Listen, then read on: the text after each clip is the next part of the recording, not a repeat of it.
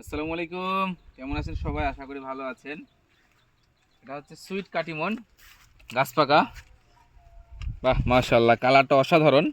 এটা কিন্তু ব্যাগিং না, নন ব্যাগিং, বাট পাকার পরে কিন্তু এই সুন্দর কালার দেখেন না, কাছ থেকে দেখি। মাশাআল্লাহ, এরকম সুন্দর কালার চলে আসবে। তবে এই আমটা পাকার জন্য অধৈর্য হবেন না, একটু ধৈর্য ধরবেন, কেননা এই আমটার চামড়া অনেক মোটা। আমি চাকু দিয়ে কাটতেছি, দেখেন অনেক মোটা চামড়া। বাট কালারটা, ও ওয়াও, মাশাআল্লাহ মাশাআল্লাহ, অসাধারণ কালার। ইভেন আমটা কিন্তু খেতেও অনেক সুন্দর। এই আমটা অনেক সুন্দর খেতে। তবে এই আমটা যদি সিজনের শেষ আম, তাই সবচেয়ে আদরের আম।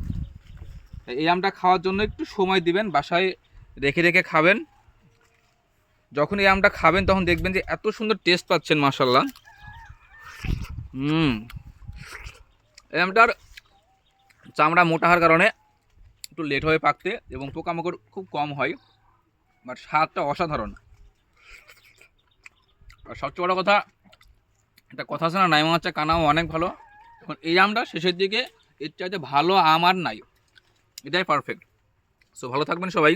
আসসালামু আলাইকুম।